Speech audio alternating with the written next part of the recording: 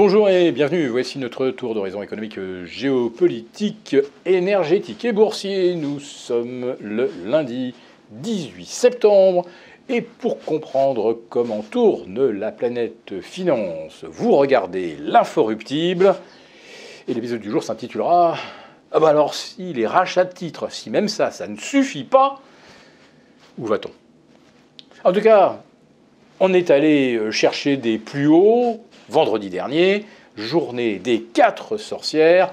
La fin du 3e trimestre s'est déroulée dans une quasi-euphorie en Europe. Ça n'a pas été tout à fait la même musique aux États-Unis. Et on peut même parler d'une trajectoire diamétralement opposée, puisque si le CAC 40 a gagné plus d'1% et gagné même 1,5% en matinée, aux États-Unis, en revanche, les baisses, elles se sont étagées entre moins 20, moins 1,20 et moins 1,50%. Tiens, c'est quand même bizarre. Y aurait-il eu des chiffres après la clôture des marchés européens? Absolument pas. La raison, elle est juste technique. Et oui, les cours ont été arrachés à la hausse, assez classiquement pour une séance des 4 sorcières.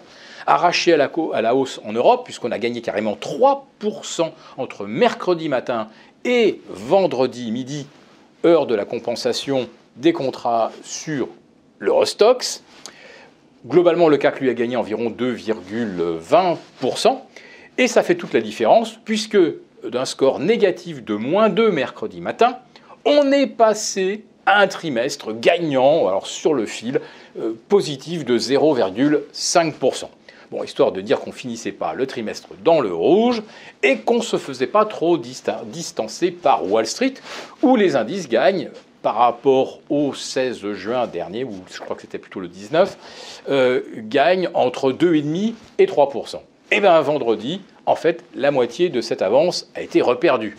Non, pas tout à fait. Car ce qui compte aux États-Unis, c'est le niveau des cours à l'ouverture le jour des 4 sorcières. Alors que chez nous, c'est midi, 13h, 16h pour le CAC 40.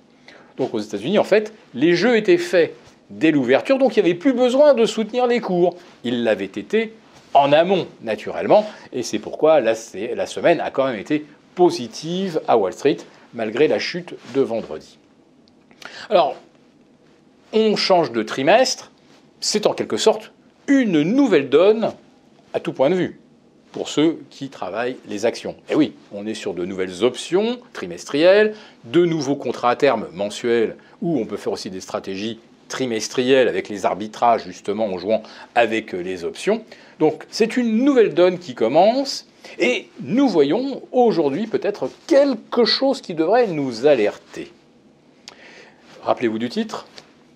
Si même les rachats de titres ne suffisent plus, alors il y a peut-être un changement de vision ou d'approche des marchés. La Société Générale ce matin chute de moins 10%. Alors bon, certes, d'un côté, la Société Générale nous dit la croissance pour les 3 prochaines années, 2024, 2025, 2026, elle sera quasi nulle, entre 0 et 0,2%. Bref, ça signifie que la Société Générale anticipe que l'activité crédit, qui est quand même son cœur de métier, ne va pas redémarrer de sitôt avec les taux que la BCE vient de porter à 4%. Ils ne vont probablement pas rebaisser de façon significative ou attractive avant peut-être 2025. Donc déjà, en creux, la Société Générale nous décrit un avenir où on a une économie plutôt stagnante et où le crédit est carrément éteint. Mais surtout, la Société Générale annonce qu'elle voudrait un peu moins distribuer de dividendes. Alors évidemment, comme elle n'a pas pu le faire en 2020-2021, elle s'est rattrapée en 2022 et 2023.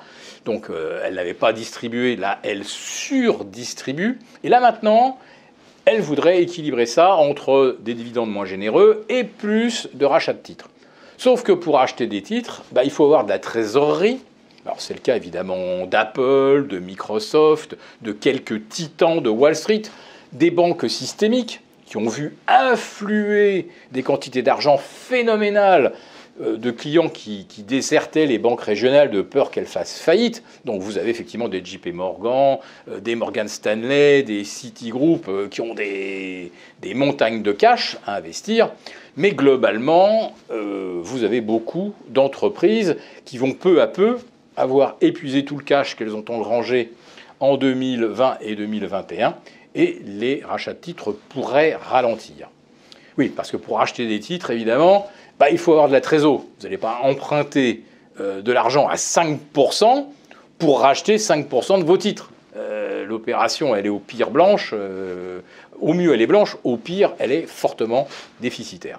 Donc, le mécanisme des rachats de titres dépend, certes, de l'argent gratuit, mais également d'une trésorerie abondante. Et ça, c'est la caractéristique d'une économie en croissance.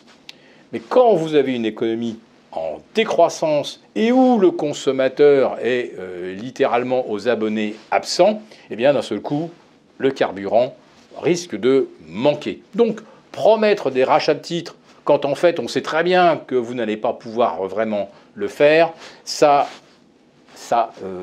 entraîne de la méfiance. Mais surtout, n'oubliez pas que les taux d'intérêt aujourd'hui rendent la vie quasiment impossible aux entreprises qui sont aujourd'hui en difficulté, et que là, non seulement il n'y aura pas de rachat de titres, mais que les banques risquent de faire face à de très nombreuses faillites. Donc, on va dire que la hausse des prix, la hausse des marges de 2023, 2022 et 2023, la fête est finie. Et pour les rachats de titres, j'ai l'impression qu'on commence à beaucoup moins y croire.